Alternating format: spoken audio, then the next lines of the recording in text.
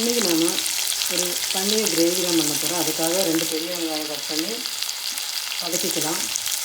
வெங்காயம் ஓரளவுக்கு வதங்கிடுச்சு. இந்த ஸ்டேஜில் நம்ம 2 தக்காளி சேர்த்துக்கலாம். அதை விட கொஞ்சம் மிளகாத்தூள் சேர்த்து நல்லா வதக்கிக்கலாம். தக்காளி வெங்காயமெல்லாம் நல்லா வதங்கிடுச்சு. இதை நம்ம ஒரு பிளேட்டுக்கு மாற்றி ஆற வச்சுக்கலாம். இதே பாருங்களேன், கொஞ்சம் எண்ணெய் ஊற்றி பொடிசான இருக்குன்னா வெங்காயம் சேர்த்து நல்லா வதக்கிக்கலாம். ஒரு மிக்ஸி ஜார் எடுத்துக்கலாம். நம்ம இந்த வதக்கி வச்சுருக்கிறத இதில் சேர்த்துலாம். இது கூடவே ஒரு 10 போல் முந்திரி பருப்பு கூட சேர்த்துட்டு நல்லா பேஸ்ட்டாக அரைச்சி எடுத்துக்கலாம். வெங்காயம் நல்லா வதங்கிடுச்சு. இப்போ நான் இஞ்சி பூண்டு பேஸ்ட்டை சேர்த்திக்கலாம். இது நல்லா பச்சை வாசனை போகிற வரைக்கும் நல்லா வதக்கிக்கலாம்.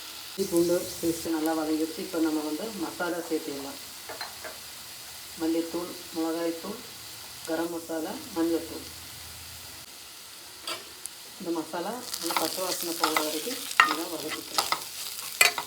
இப்போ நாம் அரைச்சி வச்சுருக்கிற இந்த விழுதை இதில் சேர்த்திடலாம்.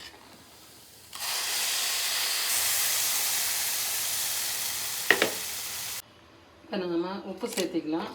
முதல்ல உப்பு போடலை, தேவையான உப்பு சேர்த்திக்கலாம். உப்பு சேர்த்தி நல்லா கொதிக்க விட்டுக்கலாம். நான் ஒரு 200 கிராம் போல் பன்னீர் எடுத்துருக்கேன். இது நல்லா வாஷ் பண்ணி கட் பண்ணி எடுத்துக்கலாம். நல்லா கொதிச்சிருச்சு. இப்போ பன்னீர் சேர்த்துக்கலாம்.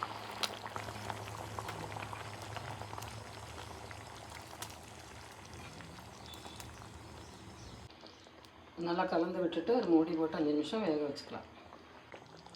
இப்போ பன்னீர் கிரேவி ரெடி ஆகிடுச்சு. நம்ம அடுப்பு ஆஃப் பண்ணிக்கலாம். இங்கே கொஞ்சம் கொத்தமல்லி இலை தூவி கடைசியாக சர்வ் பண்ணிக்கலாம். டேஸ்டியான பன்னீர் கிரேவி ரெடி. இது சப்பாத்திக்கு சாதத்துக்கெல்லாம் யூஸ் பண்ணிக்கலாம்.